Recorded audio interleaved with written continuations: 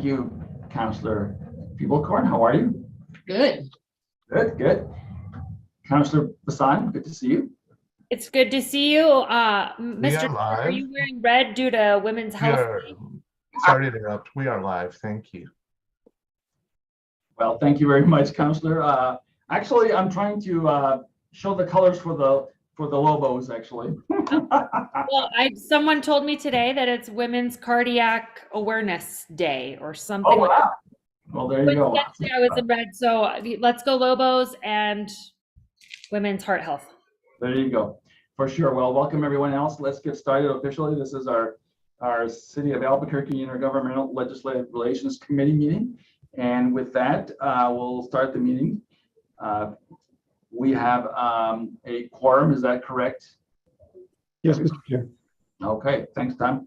All right, so we are then going to move ahead to item A, the 2023 legislative report, and from our team in Santa Fe. So I am going to maybe go to Mr. Thompson first to start the conversation.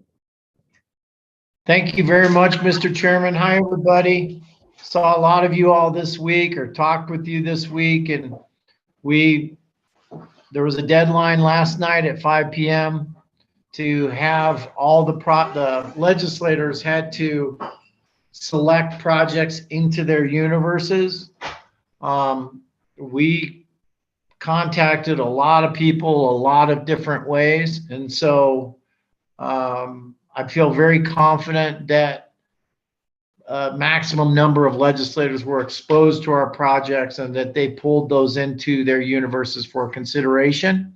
On the 9th, legislators will receive a list from the Legislative Counsel Service that basically has, these are the projects you can choose from.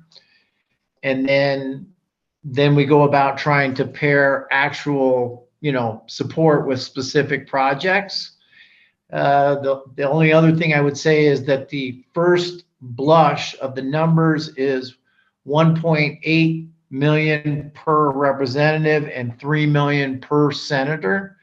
I think those numbers could change, but that's what the numbers were that were given to the members yesterday. Wow. I'll stand for any questions, Chairman. Thanks, Joe. Any questions from any other councilors? Mr. Chair, I had a question just to clarify. I know, Mr. Thompson, you had said it to me yesterday, but I think that for everyone here, isn't the next deadline now we'll get information on what projects were pulled into whose universe on the 7th, I believe? Is that correct? I know you had seen something that said the 7th, and then I saw something that said the 9th. So I think they changed that because of they had so many. I don't know why there are two different dates, but I agree with you. I have two dates in my mind. Okay. All right, very good. And Joe, just out of curiosity, just because there's folks who are listening to this as well, what does pulling it into the universe sort of mean in a nutshell? So there's so many projects, Mr. Chairman, and not just from the big institutional ones like, Bernalillo County and Albuquerque Public Schools, but there's all sorts of projects, and people are trying to get people or legislators to support projects that aren't even in their communities. So as a way to be more efficient, what Council Services is asking for is they want legislators to self-select projects that they will be associated with. Okay. All right. It was supposed to make it more efficient, but I'm afraid it's just made it more confusing for the vast majority of legislators. But that's it, Chairman. That's great, Joe. That's a good explanation. Mr. Padilla. Thank you, Mr. Chair. And Joe, if their projects aren't on the list that shows up on either the 7th or the 9th, can legislators still request projects that aren't there? Mr. Chairman and Mr. Padilla, yes, they can. They'll just have to, so they'll get a list that has all the projects. They'll have to write the number down in there. Just makes it it's a little extra step, but it can be done. Okay. All right. Well, that's good to know then. Any other questions? And I don't have all of you on the screen here because agenda is taking up most of my screen. So, oh, there you go. So please use your hand, Councillor Feeblecorn.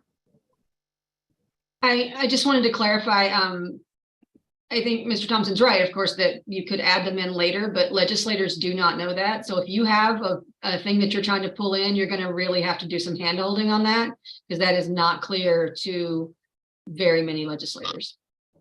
Right.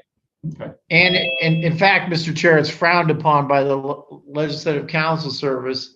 The good news is that Senator Ivy Soto doesn't have anything in his universe, and he does it exclusively by handwriting projects. And so that makes it possible for everyone else to do the same, but it's a ton of work, as Councilor Feeblecorn says. Okay. Any other questions for Mr. Thompson? So I don't see, oh, is Mr. Jaramillo on? Mr. Chair, no, he isn't. Okay, let's see. All right, then maybe I'll just go over to Mr. Padilla. Any other comments from your work up in San Jose? What I can do is just kind of give a brief update on what we did. What we were trying to do is to be sure to early in the week is to focus on making sure all the legislators pulled in all of the cities citywide projects into their universe. And then what we did yesterday is we handed out a document that showed all of the councilor requests and then other requests, and passed those out to all the legislators so they have that information. Next week, what we plan to do is to give them a list of all grants that have already been appropriated in the past so that they have the update on where those are at. And so that's what we're doing now. And we're doing anything that we can. If they have any questions on any of the projects that are on the list or stuff that they're even asking about, because some of the legislators have asked us to add things, we're providing them with that information as quickly as we can. Just want to let council staff know, like, if whenever I get information, you know, I can share it with you guys. Sorry about that. And just I'm working closely with Tom and Akuchi to make sure that we can answer as many questions as possible. Okay. Councilor Feeblecorn. Thank you, Mr. Chair. I just wanted to make sure, and I know that Mr. Harmey is not here, but hopefully somebody can relay this. We have legislation that is on the state or the city's legislative priorities citywide list that have been introduced and are having hearings, and the city has not shown up to support those. And so I just wanted to raise that and make sure that we are all still agreeing that these legislative priorities that we agreed on and passed through council unanimously are the things that the lobbyists should be working on. Okay, good to know.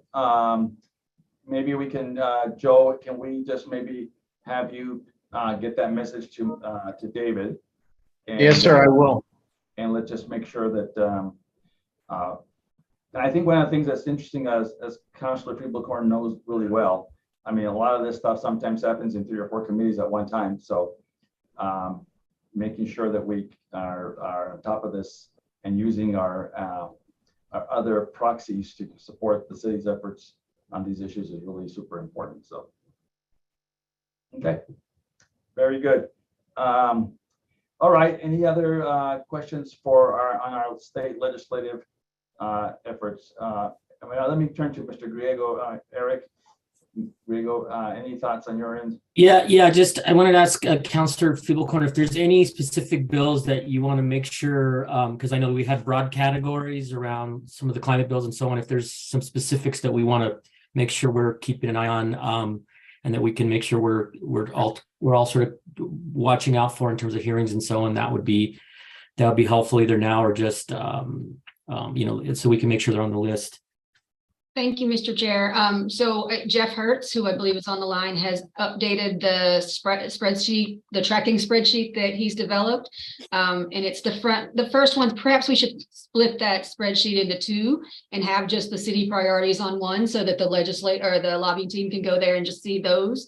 And then all the other things that he's tracking, let's go to the second page, because they're all listed there. And should be what I think we're all working from, if that works for you, Mr. Hertz. Just have one spreadsheet that's got the legislative priorities for the city of Albuquerque, and then a separate worksheet that's got all the others.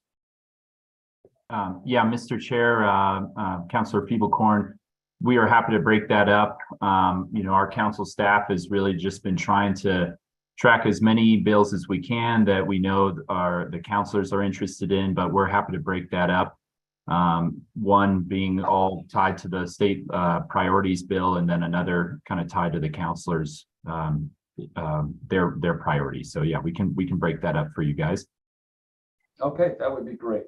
And Mr. Chair, just a couple other quick comments. We are getting asked a lot, and so part of what we're trying to do is make sure that we have some kind of process for there's a lot of crime bills, there's just a lot of legislation, and sometimes our lobbying team gets asked to kind of jump into those, and we're trying to have a process where we try to at least bring them back and get some guidance based on the state priorities we agreed to, or just give them some guidance in terms of whether or not this would affect the city. So we're trying to be disciplined about not having them running around to every committee, because as you know, councilors and Mr. Chair, they could spend their whole day hopping from committee to committee. I did want to just mention that there is work going on some of the MCI bills. We can probably talk about that when we see the spreadsheet when Mr. Hertz shares that. But there is a lot of action going on around some of the priorities around the MCI and the crime agenda as well. We can talk about those if councilors would like. Okay. I just noticed that Councilor Pena has joined us. Councilor Pena, are you on?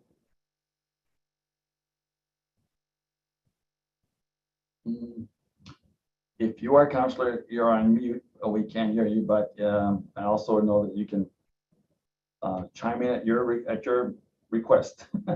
So. Thank you, appreciate it. Okay, great. Now we hear you. Very good. Councilor Pena, we were just going over the legislative report from Santa Fe.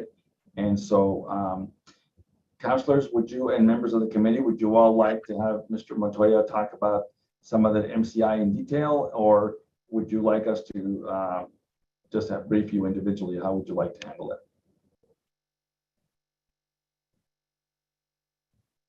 Mr. Chair, I would just be interested to see which of the legislative priorities have been dropped. I'm getting that question a lot, and I am not able to connect some of the crime bills to the specific line items in our legislative priority list, and I'm sure Mr. Griego Montoya can help me with that. Sure, yeah, Mr. Chair. So let me the three that are really, I think, moving. I know the warrant initiative that we've been working with a lot of agencies on, and I know that several councilors have been involved in that is a big priority, I know, for the city.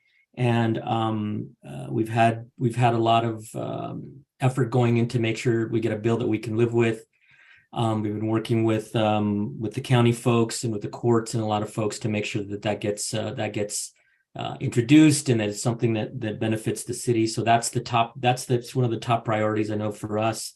HB 9, which is the Bernie Hargrove safe storage bill, we're now calling it the keeping arms out of the hands of minors. That's a priority bill which has made it through its first two committees. It's on the floor and we're waiting for it to be heard on the floor. I know the retail crime bill was one of the ones that I think was one of the priorities that we all discussed. That's been filed and it'll be heard tomorrow in the House Commerce Committee. The MRA bill, which is not a crime bill, but the MRA bill, which I know was part of the priority list, has been filed, and we expect that to be in committee soon, and we'll be following that one closely. It's looking very good.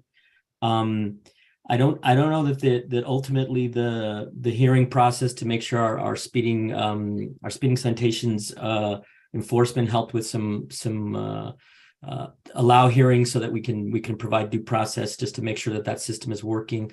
I don't think that made it ultimately to our priority list. I know we talked to a couple of councilors about that, but that's also one that we're working on. Some of the other priority crime and MCI bills have not been introduced, but we do have sponsors that we think will be seeing those introduced in the next couple of days. Okay. Any other questions? All right.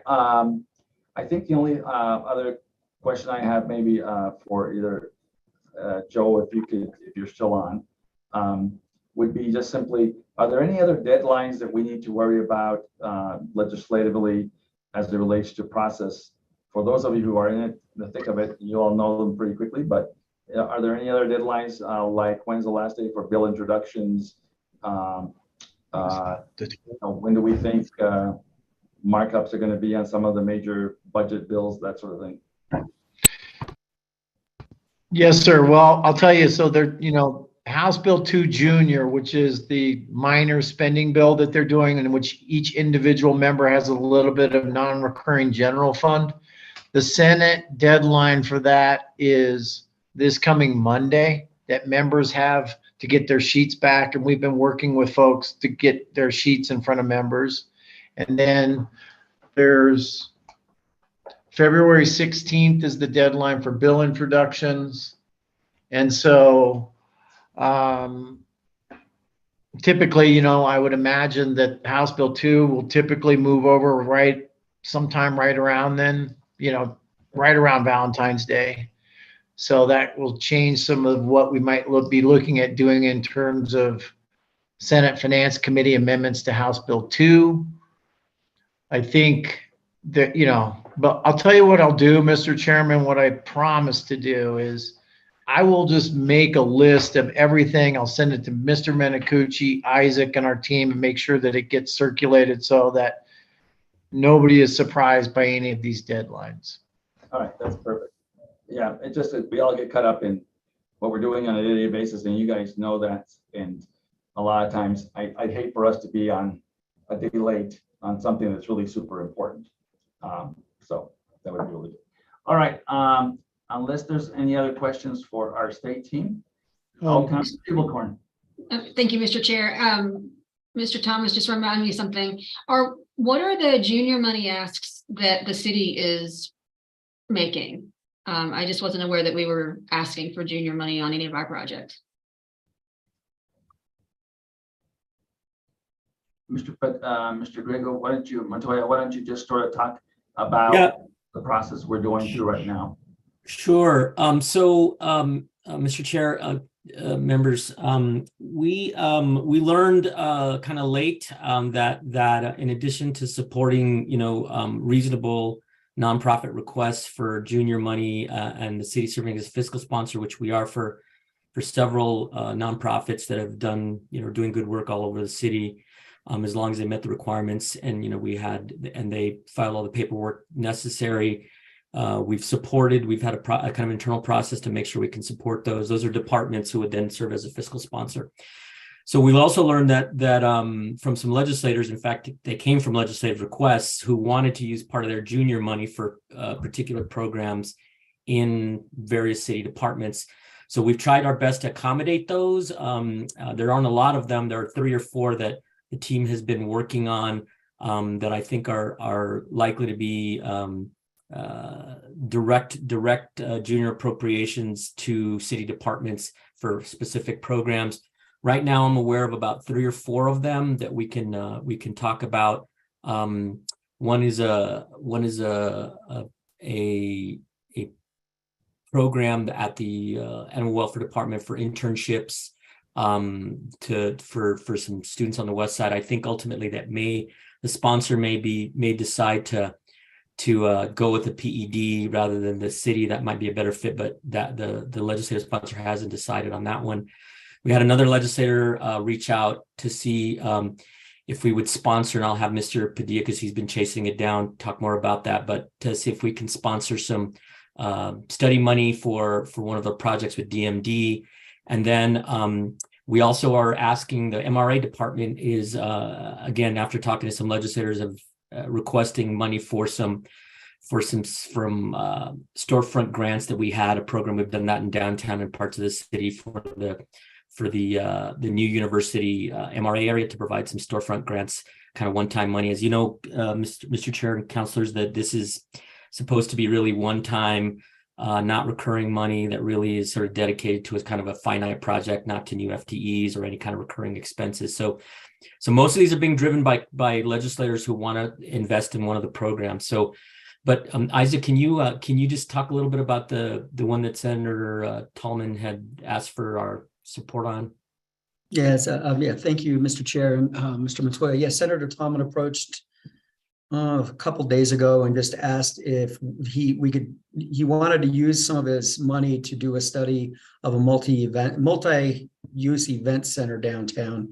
He told me that he's, as a former city manager, and some research that he's done, that he realizes the city is the only place that doesn't have it. And so he asked me to check and see if we'd be interested in doing that, and we just did what we could to accommodate him. A lot of those, best I can tell, Councillor Feeblecorn and councillors seem to be driven from legislators who are interested in some using their money for some support of whatever initiatives that they like. I think there's also an opportunity, however, that if councillors, if you guys have some ideas of some programs, we obviously would be interested in knowing what those might be. This one's an interesting process because it's outside the normal, the normal pre-legislative process is that sometimes we don't know if they're going to have money or they're going to do a junior bill or not, although they've done it a couple of years now. So anyway, we'll keep you all posted as those things sort of progress in the next couple, by next Friday, I suspect. Okay. Any other questions? If not, thank you everybody from on the state legislative side. Appreciate you. Mr. Chair, I do have a question. Oh, okay, I'm sorry, Councillor Bassan. I apologize. That's okay. Thank you, Mr. Chair. One question is, are we not allowed to talk about some of these projects? Let's see, Mr. Griego Montoya, you kind of said we can talk about a few of them. Is that just because like we can get to them right now in conversation, or because we're not allowed to really discuss them? Because I'm confused by that. Oh, no. Mr. Chair, no, I was just alluding to the fact, like on the case of the animal welfare internship program, the legislator, it's Representative Chavez on the west side, wasn't sure whether that was going to be, she was going to decide for the PED to be the fiscal sponsor or whether she was going to ask the city. So she was still looking into it. We're just trying to accommodate her request.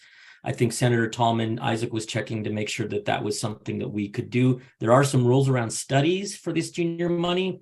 So there's some guidelines around whether we can use it for a study or not. So I think we're trying to figure that one out.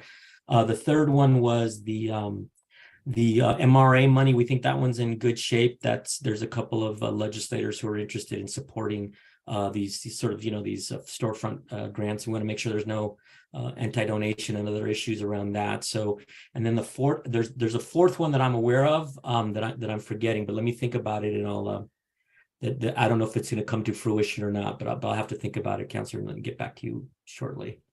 Mr. Chair, I can't figure out how to raise my hand. I can't. All right, buddy. Yeah, there was another one that did come through, and it was to request Arts and Culture to sponsor it was a film that's right. like festival, but they ended up going to the state and said, so they're going to use the state system. But that was for Senator Tallman. He approached me a couple days ago. We were working on that one, but he decided to go to the state. That's another one I do know of.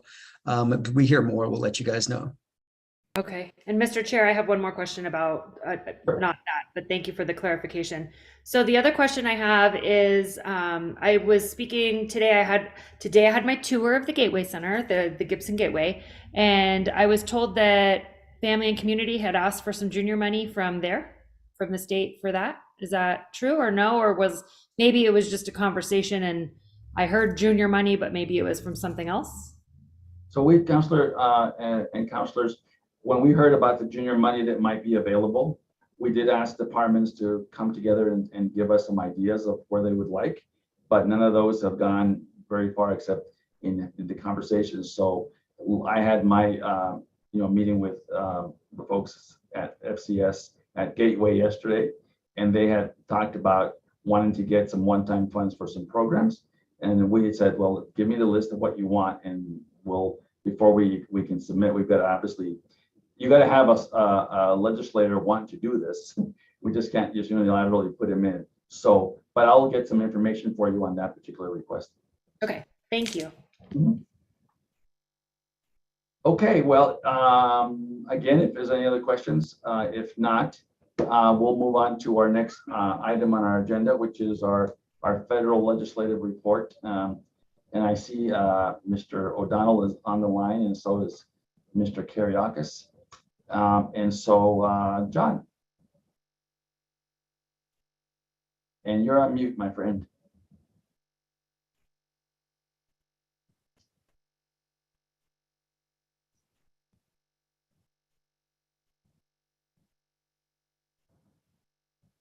John, I think we're having some audio difficulties. Yes. We see your lips moving, but nothing's coming out. Well, you can hear me now, That's not right? technical difficulties, Lawrence. That's just normal. Oops, I'm sorry. Good one there, Kyriakis. Go ahead, John. Okay, so let me see if I can get this straight. Can you hear me? Yes, we can. Now we can hear you. Okay. All right. Thank you, Mr. Chairman, members of the committee. I spoke with Tom Menacucci earlier this week about this meeting today, and he said he thought it would be helpful if I mention again some of the guidelines to earmarking and the process that we're going to be engaged in, probably starting within the next couple of weeks. Kyriakis spoke with a California senator's office today, and the staffer there mentioned that probably to expect forms from that particular senator's office maybe in the next 2 weeks, probably at the end of the next 2 weeks. I want to mention before we get started in terms of some of the details about federal earmarks, the House Appropriations Committee has not yet put out any official information about what guidelines they're going to operate with for this year for FY24 earmarks. So whatever we say today about the earmarking parameters in the House could be changed when they come out with their formal set of rules.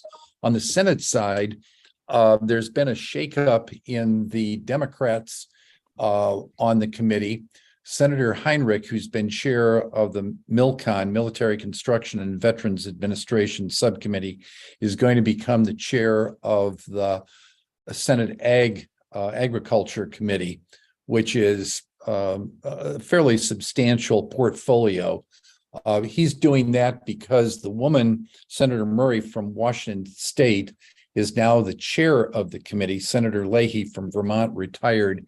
And according to the Democratic rules, Senate rules, she has to give up her Health and Human Services chairmanship, subcommittee chairmanship, which is going to be taken over by Senator Tammy Baldwin from Wisconsin.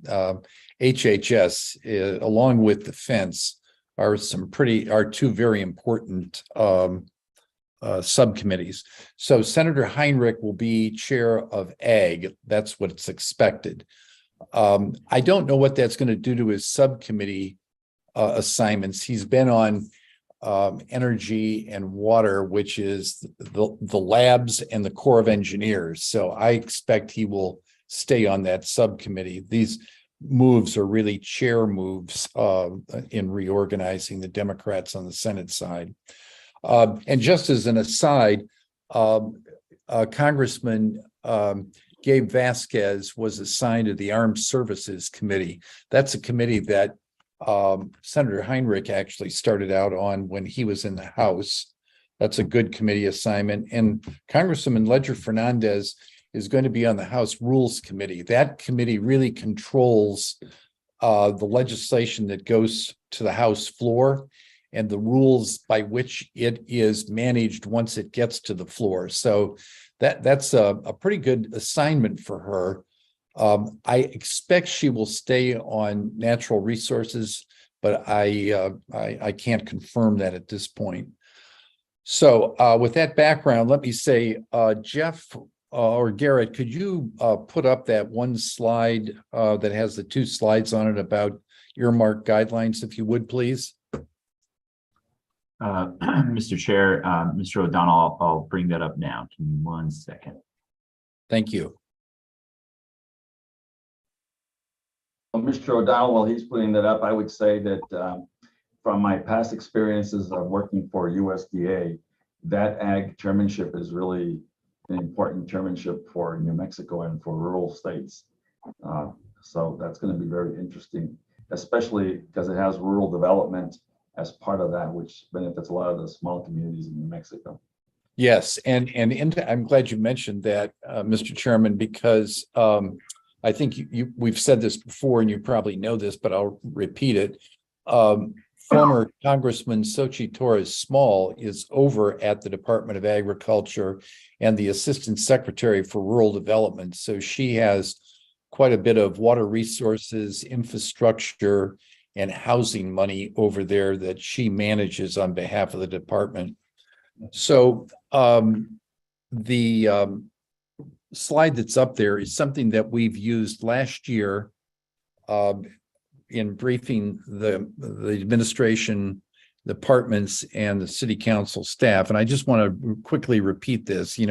Earmarks are only really for local governments, nonprofits, and states. Last year, House members were restricted to 15 earmark requests. That means they could ask for 15. It didn't mean they were going to get 15. In FY22, for that appropriations cycle, they were limited to 10. So they expanded it. We don't know if that will contract. The submission deadlines for subcommittees, as I said, on the House side, they're going to be, I think, a little more aggressive than the Senate. And the reason for that is that all these spending bills start in the House. And so we expect a tight timeline over there. And again, I would think within the next 2 weeks, we're going to start to see members at the offices telling us that their forms are available. And by the way, Kyriakis and I have some meetings scheduled next week with the New Mexico congressional delegation staff. And one of the things on our list of discussion points is going to be to get an update from them on when they expect their earmark forms to be available. So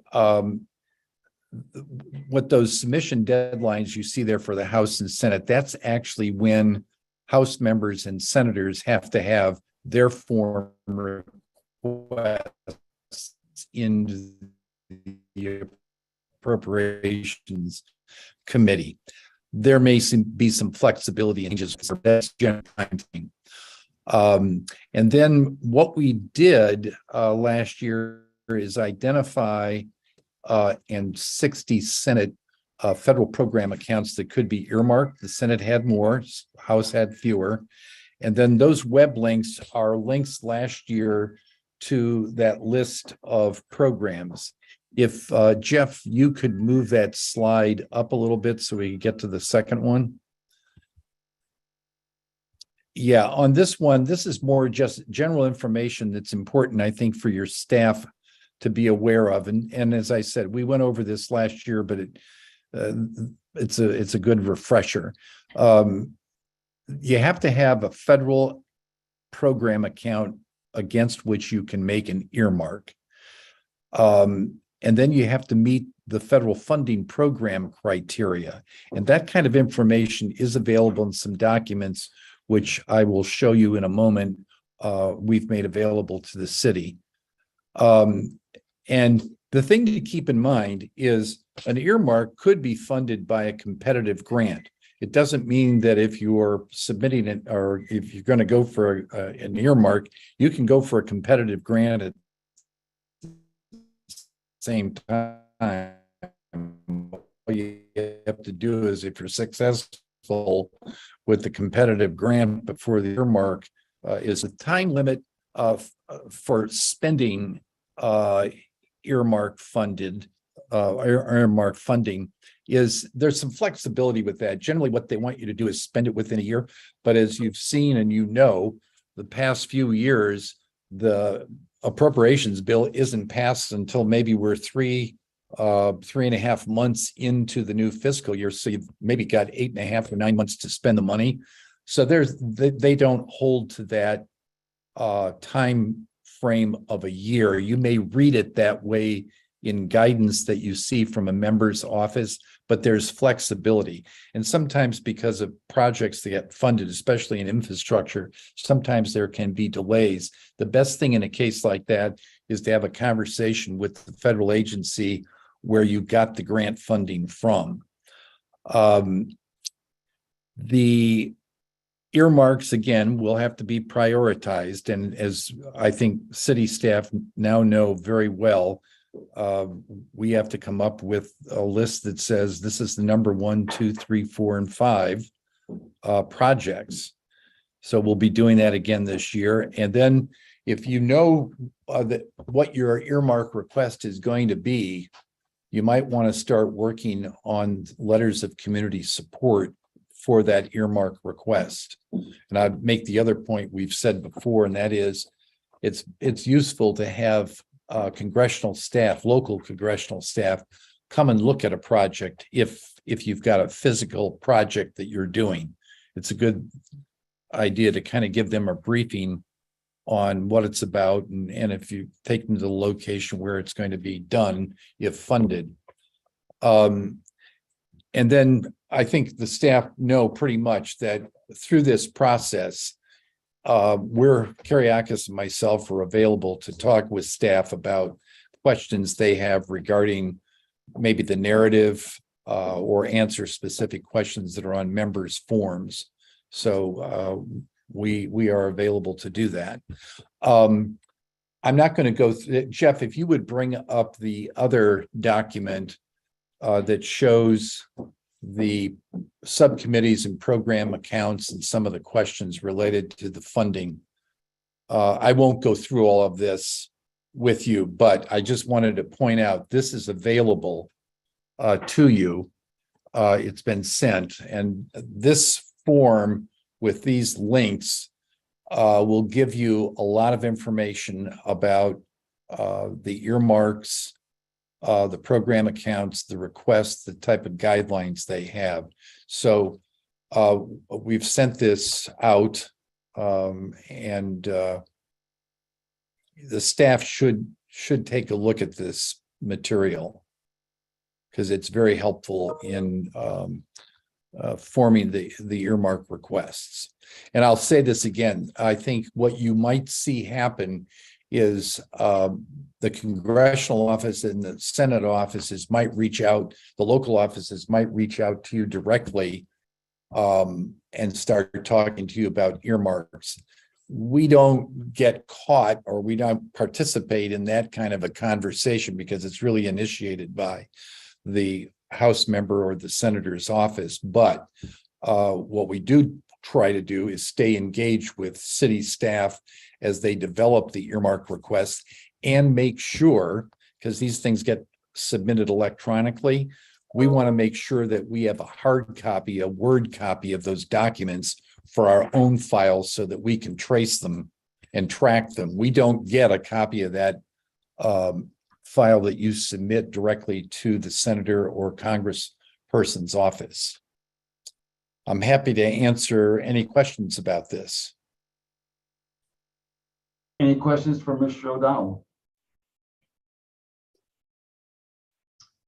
Okay, I can't see everyone's screen, so if someone's got their hand up, or if somebody wants to just, okay, very good. Now we're back.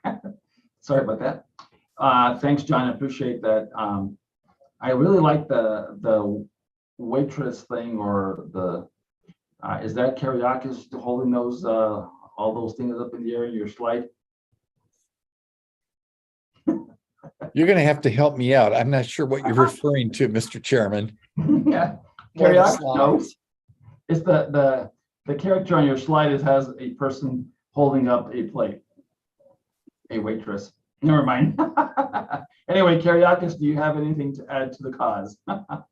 I do not, but thank you. Oh, you're welcome. Councilors, any questions of Mr. O'Donnell or Mr. Kyriakis? If not, thanks, John and Kyriakis. Look, appreciate the all the information, etc. And we'll be following back up as we start the committee work here to this committee to identify the priorities and continue to push those forward. So, all right. Mr. Chair. Thank you. And so, yeah, following up on what you said about identifying priorities. So I think that's something where we've never really done a formal method on what the committee's role is in picking the priorities. So I don't know if that's something in the next couple of meetings the committee would like to discuss. Historically, because the earmarks are so brand new and they actually came out the first year right before they were due almost. It was this kind of staff put it together. Then I think the mayor's office got the first. I think we gave the first set of priorities to the mayor's office. Mayor's office tweaked them. We went back down to councilors, a little bit of tweak, and everybody kind of finally agreed because of the short timelines. But I think now with a longer timeline, I don't know if that's something the committee would like to take a look at and kind of figure out exactly what role it'd like to play in assembling those priorities. And now there's a little bit more time to think about it. Mhm. Good point. I think might be an appropriate thing, Councilor, unless you all have a concern, maybe to have Tom and our folks on the executive side here meet and just sort of vet some of or present to us an idea about how we might get to a process. We do have a little bit of an interesting time in that we don't know yet how things are going to shake out on the House side in terms of the number of requests, et cetera, but it's probably a good idea to try and get you guys to give us a little bit of a process on how you think you might want to move that forward. Are you all good with that? Councilors? Yep. Okay. All right. So Tom, why don't we get you and Mr. Montoya and maybe we can sort of elaborate a process and then come back and make a proposal to the councilors. Okay. And of course, councilors, at any point, if you guys want to just talk about it informally, we can do that as well. Okay, Mr. O'Donnell. Mr. Chairman, I'm glad you and Mr. Manacucci just had that exchange because, as I mentioned, we're going to have to identify the priorities of our requests that we submit to the delegation. And that will be important this year as it's been in the past. But as I also mentioned, Senator Heinrich's office told us that the way he is going to approach the priorities this year is if you've got something that you really want him to place high on his list, then you should submit it only to him. So this will have a little bit of an impact on our ranking of priorities, but we can discuss that later after you get a discussion of these more general points about how to do the prioritization. John, that does bring up a point, and thanks for that clarification. It might be helpful if you all can sort of deal with our other senator and our member, I believe, from the Albuquerque Representative Stansberry, if they have a different model, so that it'd be good to understand what they want to get done, how they're approaching it, so that way, as we put our priorities, we are in sync with how they want to work through those things. Mr. Chairman, I want to just add one more thing. When Kiriakis and I were Senator Heinrich's office about 2 weeks ago, they also confirmed that he's probably going to use that two-phased approach where you submit what you're interested in is in an earmark. And I'll say it this way, if they're interested enough, they'll ask you for more information, which means they've made it a priority. So he's going to still engage in that two-step process. That's what Kiriakis and I intend to try and find out a little bit more about whether the rest of the delegation is going to proceed as they have, or if they're changing any of the approach they're taking. Okay, that'd be great. That All would right. really be helpful for us. Thanks. All Thank right. Without any other conversations, then we'll move on to other business. Any other business to discuss? If not, then thank you all for joining on a lovely Friday afternoon. And we will see you all next week, if not sooner. Thank you. All right, Thank you. Thank you, guys. Bye. Bye.